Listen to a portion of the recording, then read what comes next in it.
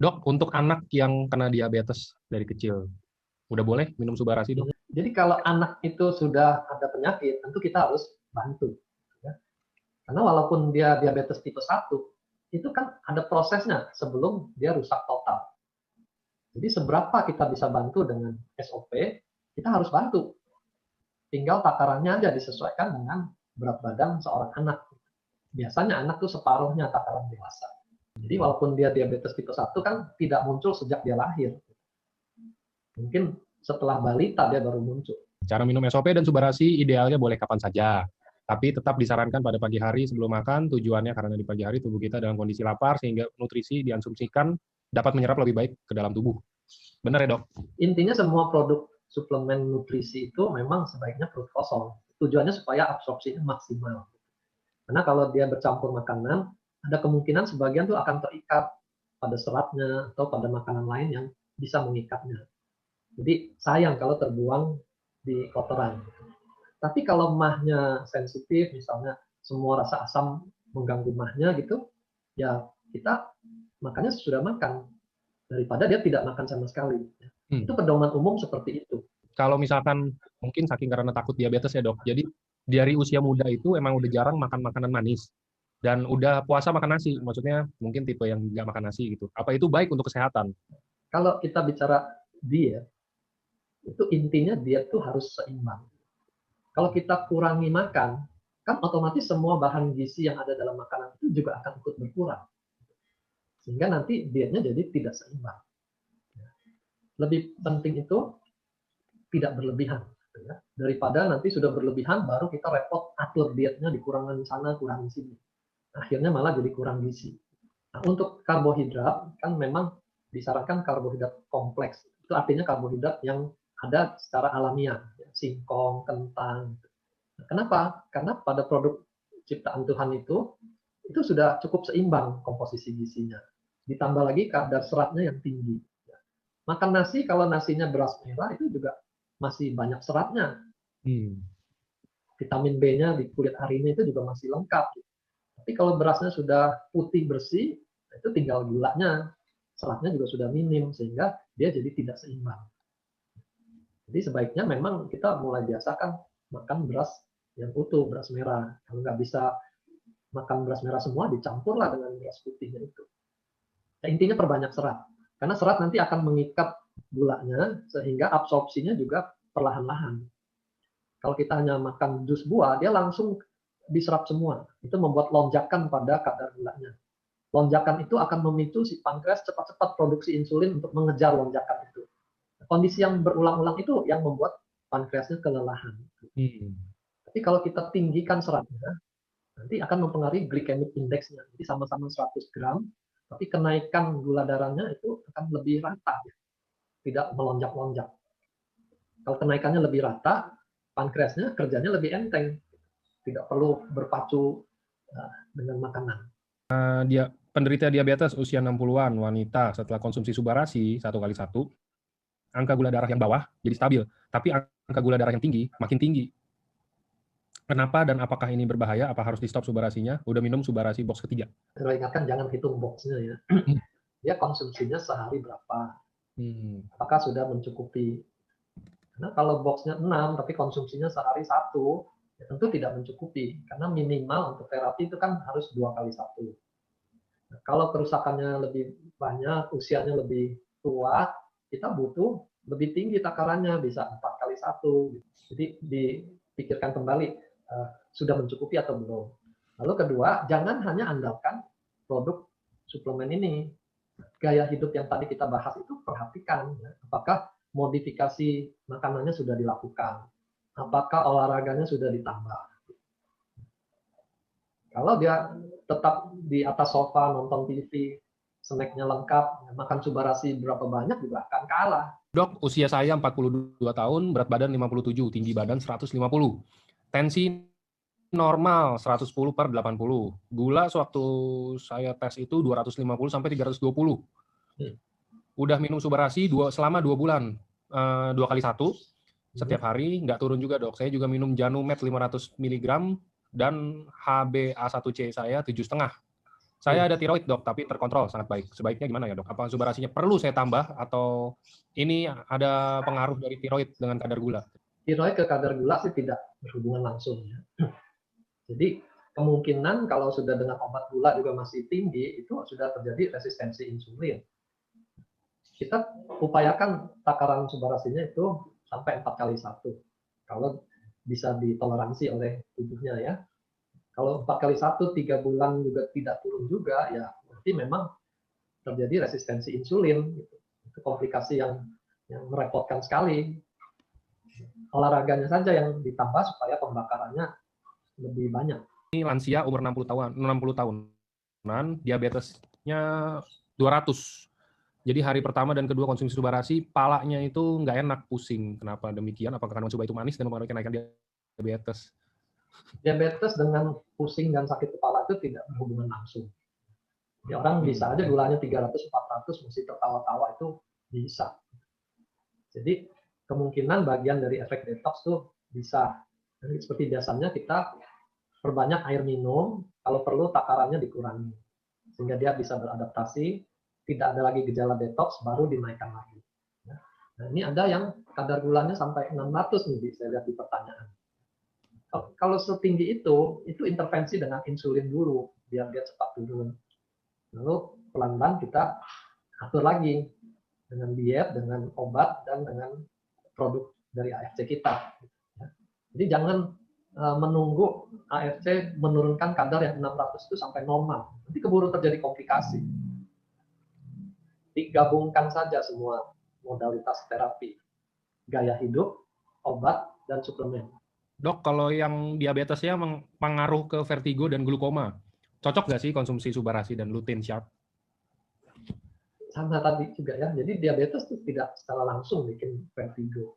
Itu ada faktor lain di sistem sarafnya yang menimbulkan vertigo. Subarasi kita, untungnya kan efeknya secara umum, regenerasi sel. Jadi entah itu pankreas, atau itu di telinga, atau itu di otak, itu sama-sama mendapat manfaat positif dari subarasinya. Ya. Jadi sekali lagi, jangan hanya andalkan subarasinya. Kalau memang dia butuh obat untuk menekan vertigonya, dia harus makan juga. Daripada dia paksakan, pokoknya saya nggak mau makan obat, lalu dia vertigo, jatuh, kebentur kepalanya, muncul masalah lain lagi. Gitu. Kombinasikan semuanya. Dok, diabetes tipe 1, apakah pankreas bisa dipulihkan dengan konsumsi subarasi? Ini udah terjawab di PPT ya, tapi boleh dok kalau ini. Kalau dipulihkan kita tidak bisa janjikan, karena kan ini ada faktor genetiknya. Lalu juga ada kemungkinan autoimun ke sel pankreasnya. Jadi kita minimal memperbaiki kerusakan sel-sel yang ada, seberapa kompensasi yang bisa dilakukan oleh subarasi, ya itu yang kita berikan. Gitu. Jangan janjikan untuk pulih bebas dari semua obat. Ya, kita bukan obat dewa. Gula darah 616 turun jadi 370, konsumsi berapa saset supaya cepat gula darahnya turun. Ya, sekali lagi, produk kita tuh bukan obat yang kerjanya cepat. Kalau obat gula memang kerjanya cepat, dan resikonya juga cepat. Yang tadi saya bilang dia bikin hipoglikemia, orangnya nggak sadar, belum tentu bisa pulih otaknya. Ya. Jadi jangan pikirkan soal cepat kalau mengkonsumsi produk dari SOP ini. Gitu ya. Ini regenerasi jangka panjang. Kalau mau cepat pakai obat, lebih cepat lagi pakai insulin. Ya, itu kalau mau adu cepat. Gantilah cara berpikirnya, jangan adu cepat. Ini renovasi rumah kita, tubuh kita ini direnovasi. Butuh waktu. Ya. Lebih baik perbaiki rasa sabarnya itu. Jangan semuanya mau cepat, jadi stres sendiri meningkatkan kadar gula. Gitu. Ya. Kalau konsumsi nggak turun-turun, jadi stres, jadi marah, naik lagi gulanya, tensinya juga naik. Sayangnya subarasi tidak bisa janjikan orang jadi lebih sabar. Gitu. Jadi harus pikir sendiri itu. Dok, usia 65 tahun, pradiabetes 6,1, sudah konsumsi subarasi dan utsu plus lutein selama 2-3 bulan. Nggak tahu tapi per harinya konsumsi berapa. Terus cek darah masih 6,1 sampai 6,2 diabetesnya. Selama ini konsumsi untuk subarasi dan utsu kusi masing-masing 1x1 dan lutein 2-3 hari sekali. Apakah udah benar dok takarannya? Atau ada yang perlu ditambah? Untuk terapi itu harus 2x1. Nggak bisa 1x1. Itu untuk orang sehat yang menjaga fitnessnya aja. Ya, lutein itu lebih baik tiap hari.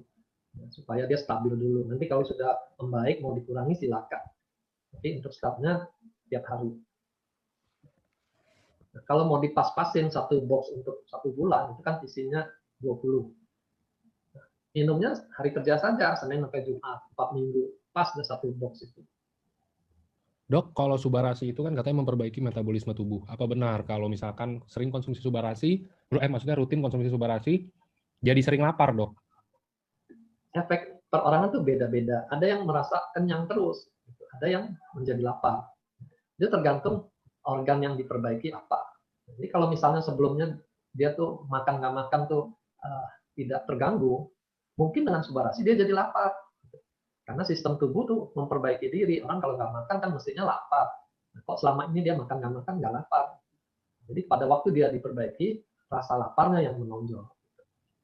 Tapi kalau yang merasa kenyang, itu ada kemungkinan tuh waktu dia minum Subarasi, mahnya tuh bereaksi berbeda sehingga muncul gas. Gasnya itu bisa bikin rasa begah. Rasa begah itu yang bikin dia nggak pengen makan. Jadi mesti dimodifikasi cara minumnya. Dia mungkin nggak bisa perut kosong, dia harus sesudah makan. Halo dok, mau tanya. Saya pernah dulu bertanya ke dokter melalui Bu Ciu Yen. Saya Brian yang sedang kuliah di Singapura dan saya lagi ada alergi yang LGE levelnya di atas 600-an.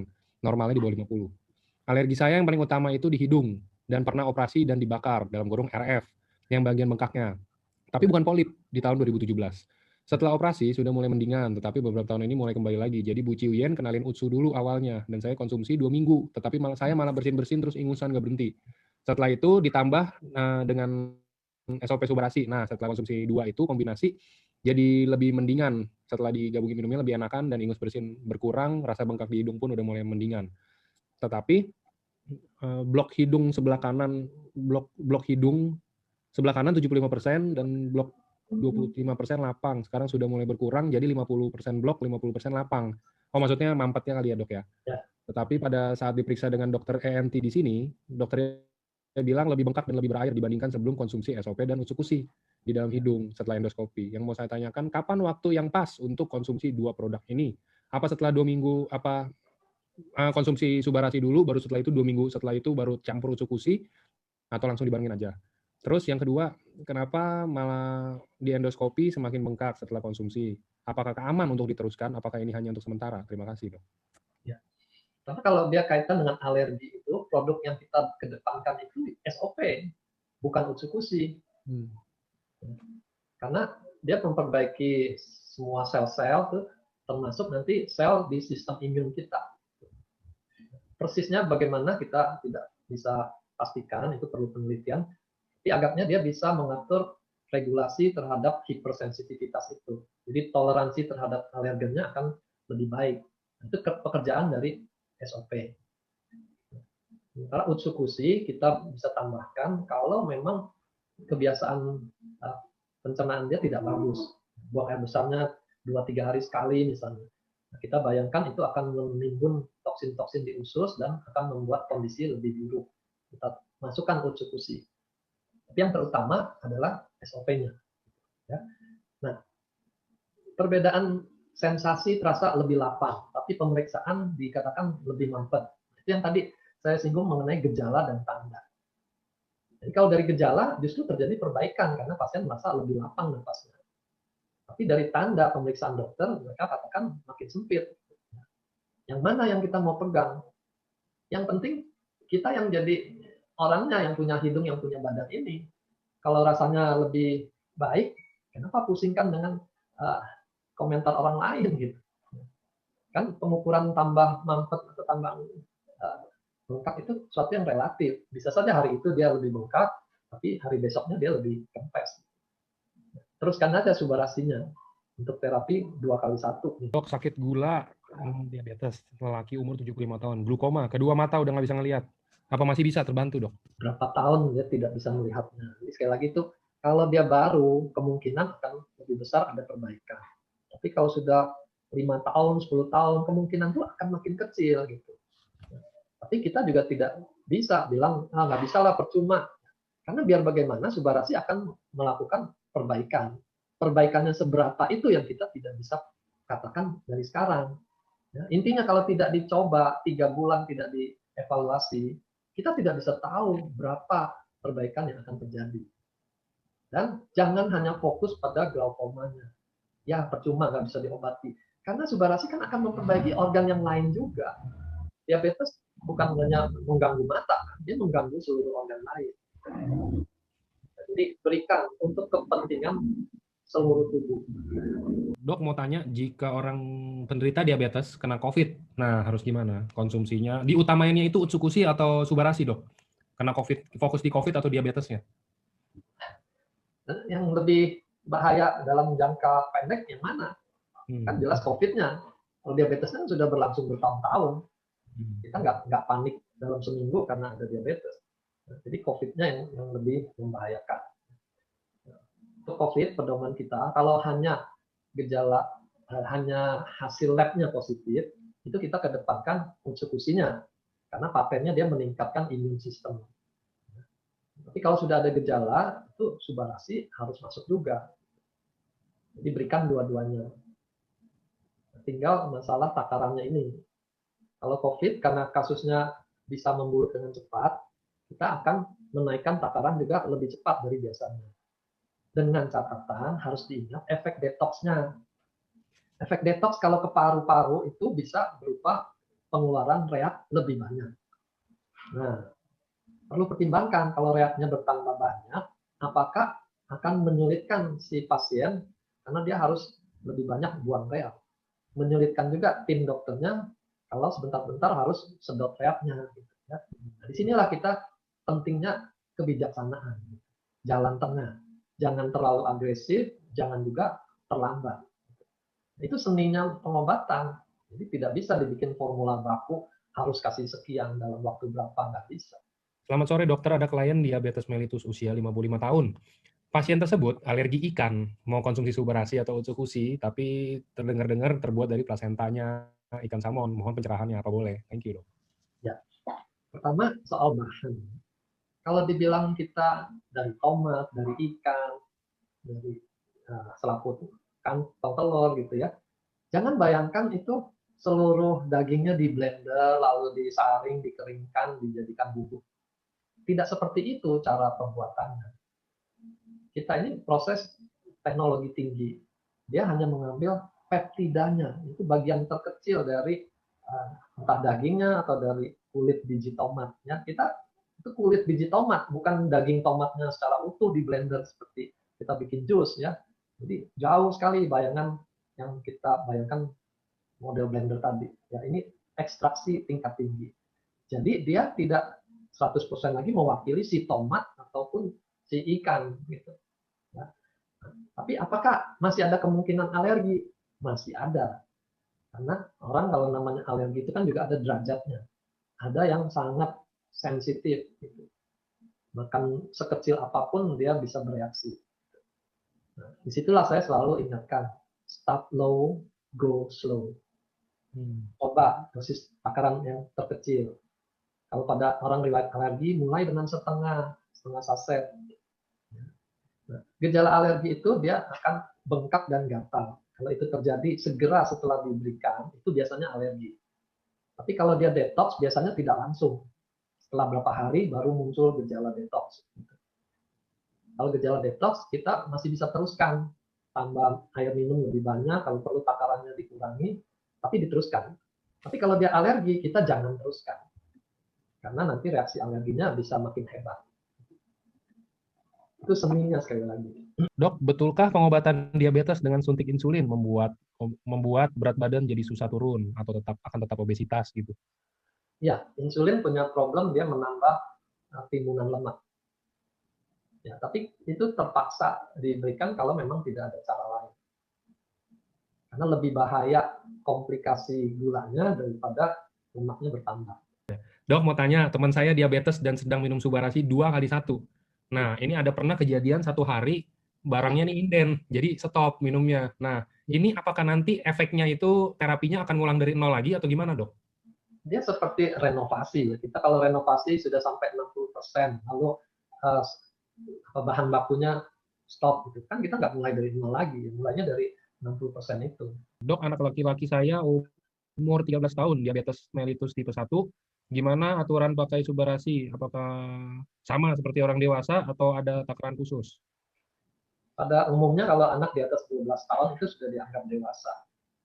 Jadi bisa ikuti takaran orang dewasa. Kecuali berat badannya memang kurus, sehingga diperlakukan seperti anak-anak. Jadi kita bukan hanya lihat umur, tapi lihat juga berat badannya. Anak saya umur 20 tahun, alergi air PDAM selama 6 bulan.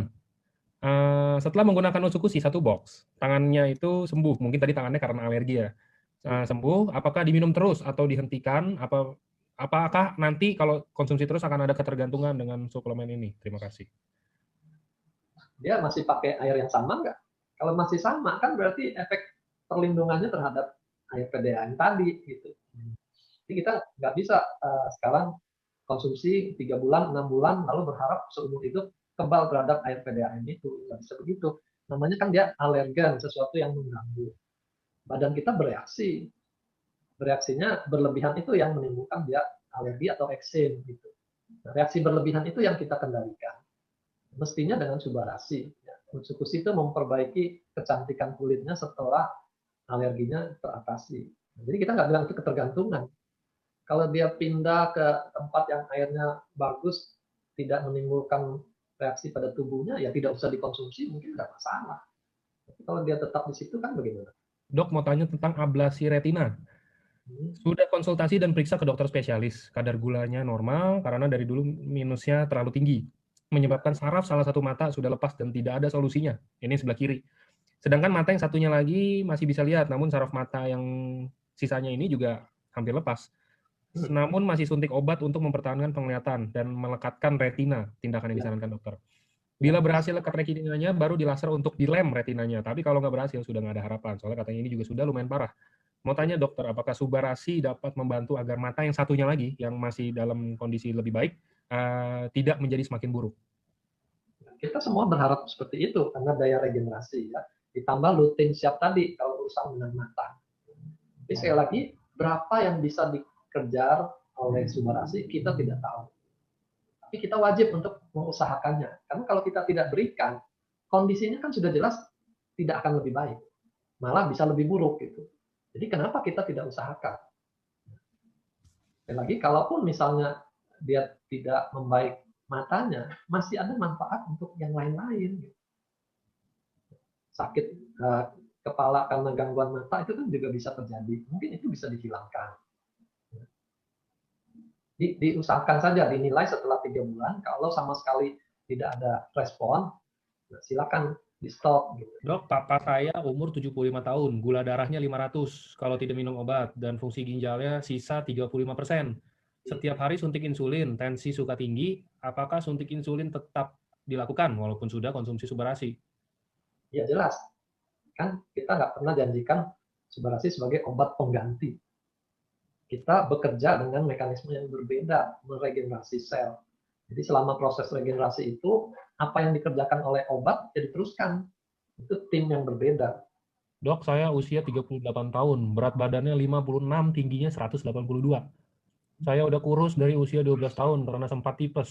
Pernah ke dokter untuk konsultasi, katanya pencernaan saya tidak efisien. Sebenarnya saya ingin agar berat badannya seenggaknya jadi ideal. Mohon arahannya apakah Subarasi atau Utsukushi yang kira-kira dapat membantu, apa kombinasinya? Ini perlu kombinasi. Memang problemnya di usus dulu ya. Kita nggak tahu apakah meninggalkan kerusakan yang mengganggu pencernaan secara keseluruhan. Tapi karena urusan nafsu makan, membesarkan otot itu melibatkan sistem yang lebih kompleks, kita perlu Subarasi di situ, meregenerasi semua sistem organ. Jadi berikan campuran keduanya. Dok, papa saya diabetes sudah dari tahun 97. Mulai akhir tahun 2019 kemarin, beliau mulai cuci darah 2 kali.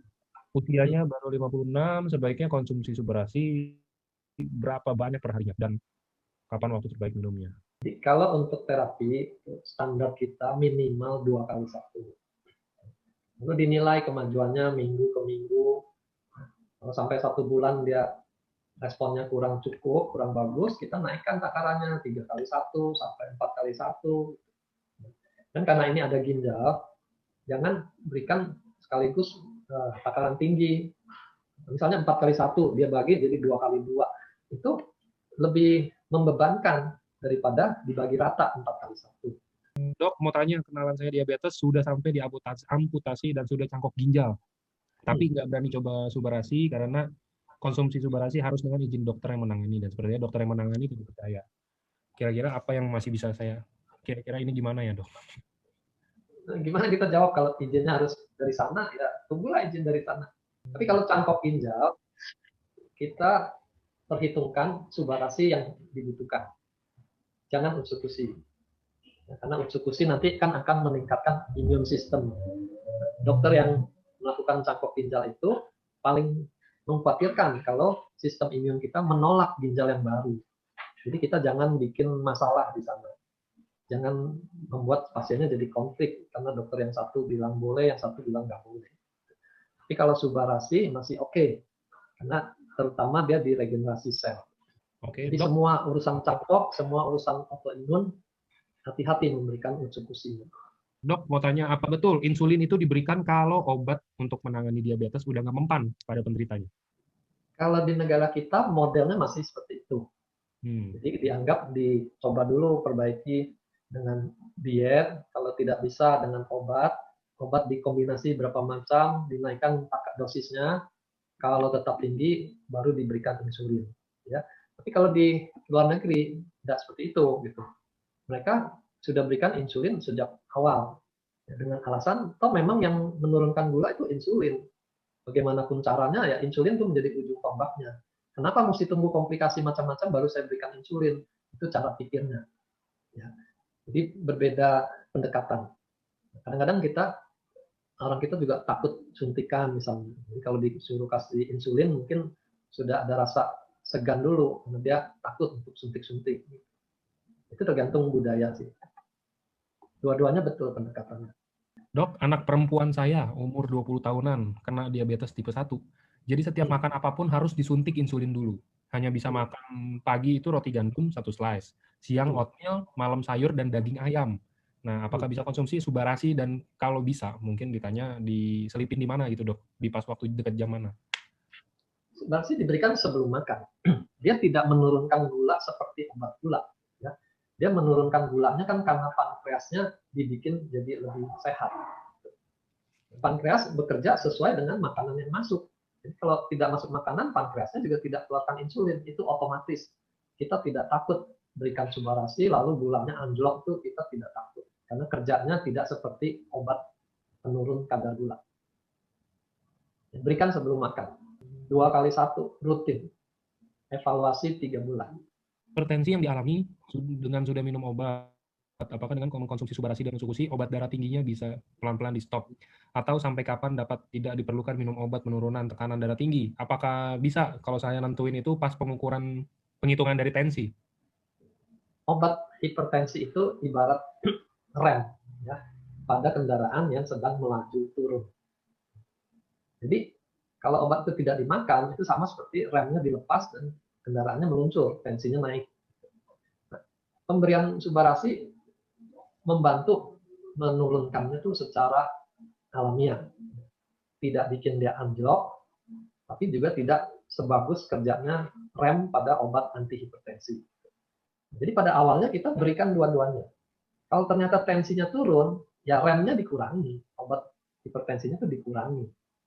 Kalau enggak kan dia jadi kelebihan turunnya karena ada efek obat antihipertensi. Ya. Nah sekarang siapa yang bertugas menurunkan? Ya, tentu dokter yang memberikan itu dia harus punya catatan. Dia kasih dulu dosisnya berapa. Lalu waktu dia turunkan kan dia catat lagi di rekam medisnya saya turunkan sekian, tensinya sekian. Jadi dokternya perlu tahu kalau mau turunkan obat.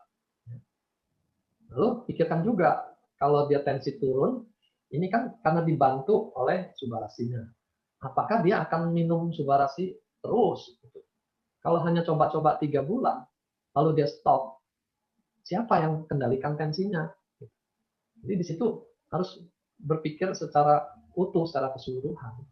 Kalau Subarasi stop, dia harus siap-siap minum obat hipertensinya lagi. Karena tujuannya adalah menjaga tensi itu stabil. Batu ginjal ini bisa ditreatment dengan Subarasi atau harus diangkat, dok? Batu itu nggak bisa. Karena kalau dia bisa hancurkan kalsium, nanti kalsium yang di tempat lain juga ikut hancur bagaimana? Jadi batu ginjal, batu empedu itu tidak ada mekanisme dari Subbarasi ke arah situ. Meregenerasi sel kan tidak bikin batunya hancur. Melancarkan darah juga tidak bikin batunya hancur. Jadi apa yang diharapkan bisa hancurkan? Ya bukan dari produk kita. Kalau memang bisa ditembak, ditembak. Kalau perlu operasi, dioperasi. Masalahnya bukan hanya batu yang sekarang. Kalau sekali pernah bikin batu, kemungkinan nanti akan terjadi batu lagi. Itu kita juluki itu stone maker dia. Khususnya kalau dia banyak minum soda, soft drink itu kandungan fosfatnya itu bisa merangsang keluarnya kalsium dan menjadi batu di ginjal. Nah, untuk hal-hal pencegahan itu, Subbarasi kita bisa harapkan membantu proses regenerasi semuanya itu lebih baik, lebih normal, tapi tetap harus diimbangi gaya hidupnya. Jangan konsumsi produk-produk yang bikinan pabrik seperti soft drink tadi. Dok, nih teman saya usia 30, tinggi 165. Dulu berat badannya itu 105, sekarang sudah 78. Jadi problemnya itu kulitnya bergelambir. Apakah Subbarasi atau Tsukushi bisa bantu? Ini ceritanya berat badannya turun drastis. Kalau misalkan disertai dengan olahraga gitu deh dok, kira-kira bisa nggak? Ya seperti itu mestinya. Jadi Subbarasi itu meningkatkan energi dan stamina-nya untuk berolahraga gitu. Jangan harapkan untuk mengencangkan kulit dengan sendirinya. Itu proses yang perlu waktu dan perlu komitmen. Member sakit kanker, penyebaran kanker udah menyebar ke tulang, kanker tulang, paru-paru dan pembuluh darah. Apakah masih ada kesempatan dengan Subbarasi atau Tsukushi? Kanker itu kalau obat kanker saja tidak bisa atasi, kita juga kan tidak bisa menjanjikan yang berlebihan. Tapi yang kita bisa janjikan adalah kualitas hidupnya itu lebih baik. Jadi walaupun kankernya masih ada di situ, dia bisa lebih punya semangat, lebih punya stamina, mau makan, bisa tertawa, bisa cerita-cerita dengan keluarganya. Itu nilainya juga tinggi. Ya, jadi jangan hanya berpikir soal kankernya lenyap usia panjang gitu. Kita harus melihat kehidupan itu secara utuh. Nah, kalau dia terapi cancer misalnya berhasil menyetop kansernya, tapi kualitas hidupnya drop, dia nggak bisa kemana-mana, makan juga nggak kepengen, nonton TV juga nggak ada semangat. Itu apakah kemajuan? Nah, jadi kita mesti lihat manusia secara utuh. Dok, ayah mertua saya umur 75 tahun, Parkinson. Terapi Subbarasi, takarannya berapa? Karena tangannya udah gemetar parah. Jawabannya tuh prinsipnya sama ya. Parkinson sudah berapa lama? Dan kita lihat kalau umur 75 itu kan kondisi degenerasinya juga sudah banyak. Di situ kita perlu takaran yang lebih tinggi. Mungkin sudah perlu 4 kali 1 kalau umur 75 itu. Nah, bisa maju seberapa kita tidak tahu. Tapi kita wajib berikan dan kita nilai. Jadi sama juga, Parkinsonnya mungkin berkurangnya sedikit misalnya. Tapi semangat hidupnya dan lain-lain halnya dia bisa menikmati hidupnya dengan lebih bagus, tidurnya lebih enak, dia mau berkomunikasi dengan keluarganya, tidak marah-marah, itu juga suatu kemajuan. Orang-orang itu suka terfokus hanya pada gemetarnya kok masih sama. Jangan begitu. Kita hidup kan tidak dinilai hanya dari gemetarnya. Dikasih saja, lihat apa yang bisa maju, disyukuri. Yang tidak bisa maju alias mentok, ya diterima. Dok, suami saya usia 37 tahun kena diabetes mellitus tipe 2 setahun yang lalu. HbA1c-nya 7,9, suntik insulin 4 kali sehari, dan minum obat gula 3 kali sehari. Apakah Subbarasi berdampak pada ginjal kalau misalkan dikonsumsi? Contoh, seperti yang tadi dibilang, mungkin antara 3 atau 4 kali 1 per harinya gitu, dok? Tidak. Kalau 4 kali 1 itu masih oke. Ya, untuk gangguan ginjal pun masih oke. Tapi kalau tidak diberikan, penyakitnya sendiri akan merusak ginjal. Diabetes itu walaupun terkontrol, itu komplikasi tetap berjalan. Ya. Karena kan suplai darahnya kan memang sudah jelek. Terkontrol itu kan hanya menunjukkan gulanya tidak tinggi. Tapi kerusakan yang sudah terjadi kan tidak kembali, tidak reversible. Nah, penambahan Subbarasi masih memungkinkan terjadi reversibilitas. Karena adanya regenerasi. Ya. Jadi apa ruginya diberikan? Kalau tidak diberikan dia pasti memburuk, diberikan saja. Kita nilai sama-sama seberapa bisa maju. Dok, klien saya ada yang ambeien, udah 3 tahun kalau lagi parah darahnya bisa muncrat-muncrat waktu BAB. Kalau pakai subarasi apa bisa atau pakai usukusi? Permasalahannya apakah dari pencernaan atau enggak? Darahnya muncrat-muncrat tuh dia mesti ke dokter dong. Kalau darah muncrat-muncrat kan HB-nya bisa anjlok. Dipastikan dulu kenapa. Karena bisa aja itu ambeien saja. Ambeien pun juga bisa bahaya kalau perdarahannya banyak. Atau polip yang berdarah. Atau lebih bahaya lagi kalau itu kanker. Jadi itu perlu diteropong. Cuma secara umum kalau ada masalah perdarahan waktu BAB, hati-hati menggunakan usukusi. Karena memang usukusi kan kerjanya di usus. Jadi ada laporan orang yang ambil yang dalam waktu dia minum usukusi, dia mengalami perdarahan. Nah ini menimbulkan kita lebih hati-hati kalau ada riwayat perdarahan. Bukannya nggak boleh ya, cuma hati-hati aja. Subarasi masih oke, untuk saluran cerna pun tidak masalah. Cuma pastikanlah apa yang bikin perdarahannya.